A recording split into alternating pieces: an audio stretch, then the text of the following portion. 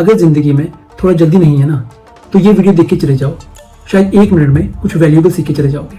तो आज मैं आपको बताने जा रहा हूँ कि आपको आपके सेविंग अकाउंट में कौन सा फंड रखना चाहिए और कौन सा फंड नहीं रखना चाहिए। अगर मैं बात करूँ कि आपको कौन सा फंड नहीं रखना चाहिए, तो जो फंड आप यूज़ नहीं करते हो आपको वो फंड नहीं रखना चाहिए। इससे पहले जो लोग मेरे चैनल पे नए हैं वो करें मुझे फॉलो इसलिए करना है क्योंकि आने वाले 100 डेज़ में मैं सीरीज लॉन्च कर रहा हूँ एक, जिसपे मैं आपको बिजनेस और फाइनेंस दोनों में मास्टर करूँगा, जिसको सीख कर आप ऑलरेडी 90% लोगों से एटलीस्ट फाइनेंस में आप आगे चले जाओगे। आपको एक आइडिया हो जाएगा किस तरीके से आपको पैसा सही ढंग में यूज़ करना है।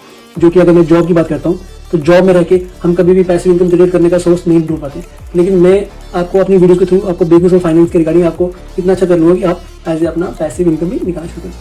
तो अगर मैं बात करता हूँ सेविंग अकाउंट की बात करता हूँ, तो सेविंग अकाउंट जो है, सेविंग अकाउंट के एक बिहाफ पे रहता है हमारा एमरजेंसी फंड।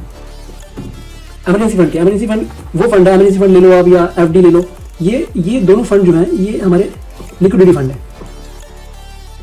लिक्विडिटी फंड ये होता है कि जिसको हम जब भी हमें रिक्वायरमेंट पड़े तो हम उसको इजीली विड्रॉ कर सकें। इजीली विड्रॉ मतलब कि हमें अगर आज रिक्वायरमेंट तो हम आज ही बैंक जाके या अपने ATM जाके इस पैसे को विड्रॉ कर सकते हैं। जिसको मतलब अगर मैं एमरजेंसी फंड की बात करूँ, एमरजेंसी फंड के ऊपर मैं 10 से 12 मिनट की डिटेल वीडियो बनाऊंगा जो मेरे यूट्यूब पर रहेगी, आने वाले वीडियो में बनाऊंगा, उसमें आपको प्रॉपर्ली बताऊंगा एमरजेंसी फंड एक्चुअली में होता क्या। तो अगर मैं बात करूँ कि एमरजेंसी फंड आपका क्या होता है, कि एमरजेंसी फंड आपका वो फंड होता है, जैसे मान लो मैं शॉर्ट में बोलूँ कि एमरजेंसी फंड जैसे आपका जो है, जो एटलीस्ट आपका जो है 10 से 12 मंथ के लिए चल सके। मतलब आपको जो भी खर्चा होने वाला है, आने वाले 10 से 12 मंथ में जो आपका खर्चा होने वाला है, कि कितना आपका जो भी खाने पीने का, रहने का एक्सपेंस जितना भी रहता है, वो सारा का सारा जो है एमरजेंसी फंड के अंदर ही आता है।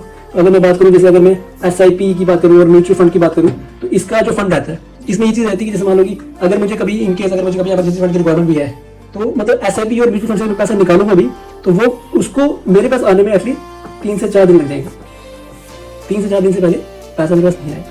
तो इसलिए मतलब हमेशा SIP और म्यूचुअल फंड में वो पैसा इन्वेस्ट करना है कि जिस पैसे की हमें जरूरत नहीं है, अभी इनिशियली हमें जरूरत नहीं पड़ेगी, उस पैसे को SIP और म्यूचुअल फंड डालना है।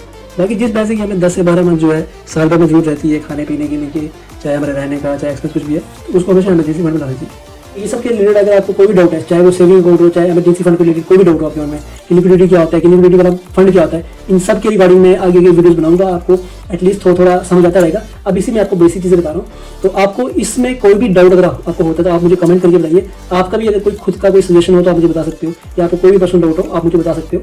तो आई होप आपको ये वीडियो अच्छी लगी हो। Thanks for watching, thank you so much, और फॉलो करना मुझे।